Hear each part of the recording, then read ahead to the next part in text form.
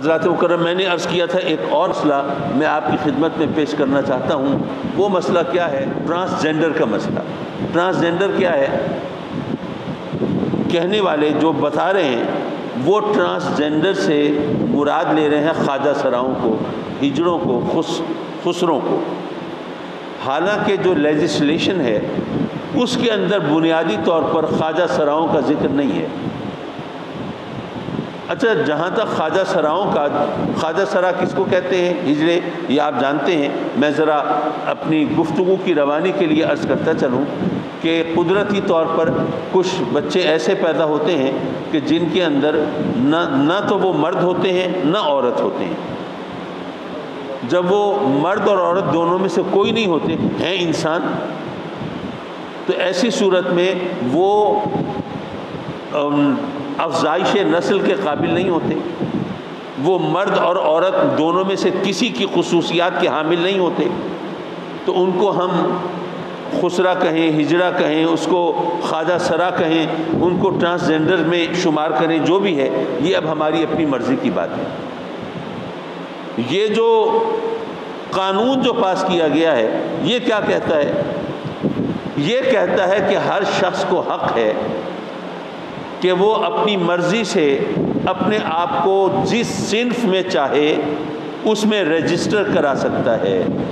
کیا مطلب؟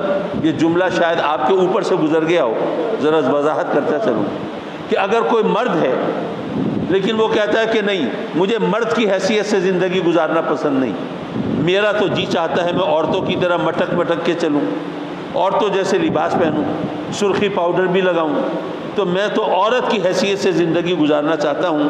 ٹھیک ہے، قدرتی طور پر میں مرد کی حیثیت سے پیدا ہوا ہوں، لیکن یہ کہ میں اپنی رجسٹریشن عورت کی حیثیت سے کرانا چاہتا ہوں، تو یہ قانون اس کو اجازت دیتا ہے کہ وہ نادرہ میں اپلیکیشن دے، متعلقہ محکموں سے اپنے آپ کو مرد کی بجائے ایک عورت ڈکلیئر کرائے اور اس حیثیت سے زندگی گزارے۔ اسی طرح کوئی عورت ہے تو وہ کہے کہ جی میں ہوں تو عورت قدرتی طور پہ، لیکن میں عورتوں کی طرح وہ سبمسو رہ کے اور جناب دبی ہوئی رہ کے، اور اس میل ڈومیننٹ سوسائٹی میں جہاں پر مردوں کا غلبہ ہے اور مردوں کی حکمرانی ہے، میں یہاں پر عورت کی حیثیت سے غلامی کی زندگی نہیں گزارنا چاہتی، میں مرد کی حیثیت سے زندہ رہنا چاہتی ہوں، اور مجھے انہی کا دبنگ لہجہ پسند ہے، انہی کے طور طریقے پسند ہیں، میں ایک مرد کی حیثیت سے زندگی گزارنا چاہتی ہوں، تو یہ قانون اس کو اجازت دیتا ہے کہ وہ متعلقہ محکموں میں جا کر اپنی شناخت تبدیل کروائے اور اپنی رجسٹریشن وہ مرد کی حیثیت سے کرا لے۔ حضرات مکرم، جب یہ بات ہوئی تو ایک عام آدمی شاید یہ سوچے کہ بھئی ٹھیک ہے، آپ آزادی رائے، اظہار رائے کا معاملہ ہے، ہر شخص کو اپنی زندگی گزارنے کا حق ہے، تو جس طرح چاہے زندگی گزارے، لیکن میں عرض کروں گا کہ اس قانون کی جو امپلیکیشنز ہیں وہ بھی دیکھیں، یعنی مضمرات ہیں اس میں کہ کیا کیا نتائج ہیں نکلیں گے، ان کی طرف بھی نظر ڈالیں، اور اس کا جو بیک گراؤنڈ ہے اس کو بھی دیکھیں۔ کہتے ہیں کہ یہ اس قانون سازی یہ دوسرے ممالک میں پہلے ہو چکی ہے، اس کے بیک گراؤنڈ میں کون لوگ ہیں؟ کہتے ہیں LGBT، آرگنائزیشن کا نام ہے LGBT۔ اب یہ کیا ہے؟ اب آپ میں ماشاءاللہ ملتان شہر میں بیٹھے ہیں، بہت سے پڑھے لکھے لوگ، انگریزی سے واقف لوگ بیٹھے ہوں گے۔ L for lesbians, G for gays, B for bisexuals, اور T for transgenders. Lesbian, gays, bisexuals, transgenders, یہ انگریزی کے 4 لفظ ہیں جن کا پہلا لفظ لے کے اس کیا کہیں آرگنائزیشن ہے یا جو بھی ہے، یہ اس کا نام رکھا گیا ہے۔ لیسبین کسے کہتے ہیں؟ معاف کیجئے، اس سٹیج کا تقدس تو اجازت نہیں دیتا یہ تمام باتیں کرنے کی، لیکن عوام کو سمجھانے کے لیے وہ عورتیں جو ہیں عورت مکمل عورت ہیں لیکن وہ جنسی تعلق مردوں کی بجائے دوسری عورتوں کے ساتھ رکھنا چاہتی ہیں، وہ لیزبینز کہلاتی ہیں۔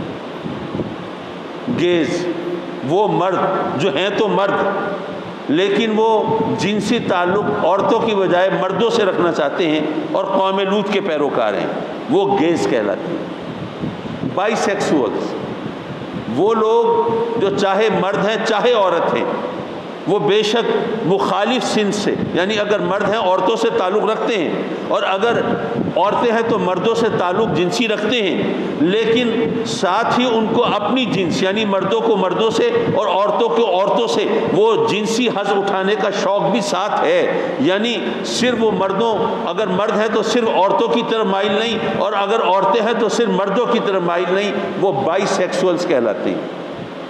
اور ٹرانسجینڈرز وہ جو ہجڑے ہیں، جو خسرے ہیں، جو طبعی طور پر فطری طور پر پیدائشی طور پر نہ مردوں میں ہیں نہ عورتوں میں ہیں۔ اچھا اگر آپ غور کریں تو ان میں صرف ٹرانسجینڈرز وہ ہیں جو کہ قدرتی طور پر کسی کمی کا شکار ہیں، باقی جو ہیں تینوں ان کو آپ ظاہر مرد ہیں عورتیں ہیں لیکن اگر وہ بے راہ روی کا شکار ہیں تو اب ان کو کوئی الزام دینے کی بجائے، ان کو برا بھلا کہنے کی بجائے، ان کو صحیح راستہ دکھانے کی بجائے، ان کو شرم دلانے کی بجائے ان کو ماشاءاللہ قانون تحفظ فراہم کر رہا ہے۔ وہ کیسے؟ اب اس قانون کے تحت کیا ہوگا؟ چونکہ اب آپ ہیں تو مرد لیکن ایک عورت کی حیثیت سے زندگی گزارنا چاہتے ہیں، تو کیا مطلب یہ کہ ایک عورت کی شادی تو پھر مرد سے ہوگی نا۔ جب آپ نے اپنے آپ کو عورت ڈکلیئر کیا تو آپ کی شادی دوسری عورت سے تو نہیں ہوگی، آپ کی شادی تو دوسرے مرد سے ہوگی۔ آپ ہیں حقیقتاً مرد لیکن آپ نے اپنے آپ کو عورت کے طور پر رجسٹر کرا لیا، اب قانونی طور پر آپ عورت ہیں۔ اب جب عورت ہیں تو آپ کی دوسری عورت سے شادی نہیں ہو سکتی، تو آپ کی مرد سے ہوگی۔ حقیقتاً آپ مرد ہیں، نتیجہ کیا نکلا کہ وہی قوم لوط والا معاملہ ہوگا، وہی بے راہ روی اور وہی خباثت اور بیہودگی۔ اسی طرح ایک عورت ہے، اس نے اپنے آپ کو ایک مرد کے طور پر رجسٹر کرا لیا، مجھے عورت کے طور پہ زندگی نہیں گزارنی۔ اب جب اس کی رجسٹریشن ایک مرد کی حیثیت سے ہوئی تو ظاہر ہے اس کی شادی وہ کسی مرد سے تو نہیں ہو سکتی، اب اس کی رجسٹریشن وہ قانونی طور پر مرد ہے، اب مرد کی شادی مرد سے تو نہیں ہو سکتی، تو ایسی صورت میں اب اس کی شادی عورت سے ہوگی، حقیقتاً وہ عورت ہے۔ یعنی نتیجہ یہ نکلا کہ ہم جنس پرستی کا راستہ کھل گیا، اس کو لیگلائز کر دیا، اس کو قانون کے حوالے سے جائز قرار دے دیا گیا۔ اور یہ کہاں ہو رہا ہے؟ یہ مملکت خداداد پاکستان اسلامی جمہوریہ پاکستان میں، جہاں پر آئین کہتا ہے کہ پاکستان کے اندر قانون سازی اسلام کے خلاف، اسلامی قوانین کے خلاف نہیں ہو سکتی، وہاں پر یہ قانون بنایا گیا، بن بھی گیا، نافذ العمل بھی ہے، اور 28,000 سے زائد عورتوں اور مردوں نے اس طرح رجسٹریشن کرا بھی لی۔ اب ذرا بتائیے، مجھ سے پوچھا اخبار والوں نے، میں نے کہا کہ بھائی اسلام تو یہ کہتا ہے کہ اگر آپ مرد ہیں تو عورتوں جیسا لباس پہننا بھی آپ کے لیے جائز نہیں ہے، عورتوں کی وضع قطع اختیار کرنا بھی آپ کے لیے جائز نہیں ہے، یہ گناہ ہے۔ اور اگر آپ عورت ہیں تو مردوں جیسا لباس پہننا اور مردوں جیسے طور طریقے اختیار کرنا، اس کی آپ کو اجازت نہیں ہے، یہ گناہ ہے۔ تو صرف ظاہری وضع قطع بدلنا جب یہ گناہ ہے اسلام کی روشنی میں، تو قانونی طور پر دوسری صنف میں شامل ہو جانا یہ کیسے جائز ہو سکتا ہے؟ حضرات مکرم، اب ہم پتہ نہیں یہ مغرب کی اندھی تقلید میں کہاں تک پہنچیں گے، اور اس کے جو معاشرے میں جو اثرات ظاہر ہوں گے۔ ابھی تو پورے ملک میں آپ کہیں گے جی 22 کروڑ کی آبادی ہے، اس میں اگر 28,000 29,000 بندوں نے اگر رجسٹریشن کرا لی تو کون سا آسمان ٹوٹ پڑا؟ لیکن یہ سلسلہ اگر شروع رہا تو یہ تعداد تو پھر لاکھوں اور لاکھوں سے بڑھ کر کروڑوں تک جا سکتی ہے. اور آج جو لوگ اس کو بے توجہی سے دیکھ رہے ہیں، کل معاذ اللہ ان کے گھر کا مسئلہ ہو سکتی ہے. اس لیے ہمیں اپنا دینی فریضہ انجام دینا چاہیے، اور یہ عوام کو اس کے خلاف ایک ریئیکشن ضرور ظاہر کرنا چاہیے. اور میں انشاءاللہ وکلاء سے بھی رابطہ کر رہا ہوں، اور اس محفل میں جو ہمارے قانون شعبہ قانون سے تعلق رکھنے والے دوست ہیں ان سے بھی درخواست کروں گا کہ وہ بھی اس سلسلے میں، ہو سکتا ہے کچھ چیزیں میری نظروں سے اوجھل ہوں اور میں نے ان پر توجہ نہ کی ہو سکتا ہے کچھ باتیں میرے موقف کے خلاف ہوں، وہ اس کے حق میں بتا سکیں، وہ اگر قائل کر سکے سبحان اللہ، ہم نے کوئی ضد تو نہیں پکڑی ہوئی. لیکن مجھے وہ ترمذی شریف کی حدیث یاد آ رہی ہے، جب آقا کریم صلی اللہ علیہ وسلم نے فرمایا کہ مجھے اپنی قوم کی تباہی کا زیادہ اگر خطرہ اور ڈر ہے تو قوم لوط والے افعال کے حوالے سے ہے. یہ ہمیں سوچ لینا چاہیے، دیکھ لینا چاہیے اور پیش نظر رکھنا چاہیے. تو اس لیے ہمیں کم از کم اس حوالے سے، اچھا مجھے یہ سمجھ نہیں آئی کہ پارلیمنٹ کے اندر جو افراد موجود ہیں، یہ مجھے پتہ ہے، ویسے ظاہر ہے میں پارلیمنٹ میں 2 بار اس کا حصہ رہا ہوں، کہ وہاں پر عام طور پر جو قانون سازی ہوتی ہے ان میں جو پارلیمنٹیرینز ہوتے ہیں، جو لیجسلیٹرز، قانون ساز لوگ جو ہیں، تو ان کو قانون سازی کی الف بے بھی نہیں معلوم ہوتی. اور جو ٹیبل کیے جاتے ہیں وہاں پہ قوانین دیے جاتے ہیں کہ ہاں جی آج یہ قانون بننا ہے، وہ 90% لوگوں کو پتہ بھی نہیں ہوتا کہ کیا قانون بننا ہے، اور اس کے مثمرات کیا ہیں، امپلیکیشنز کیا ہیں، معلوم ہی نہیں ہوتا. بس اگر حکومت کی طرف سے وہ بل آیا ہے تو وہ حکومتی نمائندے اس کے حق میں ووٹ دے دیتے ہیں، اگر اپوزیشن کی طرف سے آیا ہے تو حکومتی نمائندے اس کے خلاف چل پڑتے ہیں.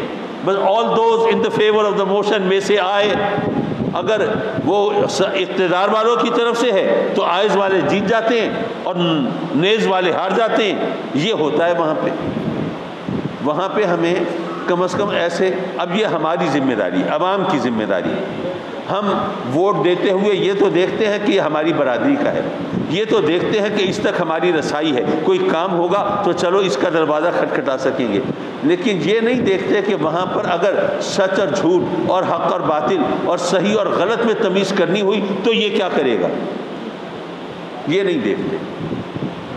بہرحال یہ اب اتنے زیادہ واعظ و نصیحت کا موقع نہیں ہے، لیکن میں نے چاہا کہ یہ جو آج کل یہ جو بحث چلی ہوئی ہے اس کے بارے میں آپ کو بتا دوں. اور پھر مزے کی بات یہ ہے کہ جو میں نے آپ آرگنائزیشن بتائی جو اس کے پیچھے ہے کہ لیسبینز، گیز، بائی سیکسولز اور ٹرانسجینڈرز، یہ نام بتا رہا ہے کہ ان کے آگے کیا، وہ کیا ہیں، اہداف کیا ہیں، ٹارگٹس کیا ہیں، کیا اچیو کرنا چاہتے ہیں، کیا منوانا چاہتے ہیں اور کس منزل تک پہنچنا چاہتے ہیں. یہ ہماری اخلاقیات کا جنازہ نکالنا چاہتے ہیں. یہ مسلمان، ان کے بارے میں ان کو پتہ ہے کہ اگر یہ ڈٹ گئے تو پھر یہ ان کو کوئی جھکا نہیں سکے گا، ان کو ہٹا نہیں سکے گا، یہ سر کٹا دیں گے، صراط مستقیم سے نہیں ہٹیں گے. تو ان کے اندر اخلاقی انحطاط ایسا کر دیا جائے کہ یہ پھر سیدھے راستے کی طرف چلنے کی بجائے یہ عیاشی میں، یہ بدماشی میں، یہ فحاشی میں پڑے رہیں اور یہ کہیں کہ نہیں ٹھیک ہے جی یہ ہر ایک کو اپنی مرضی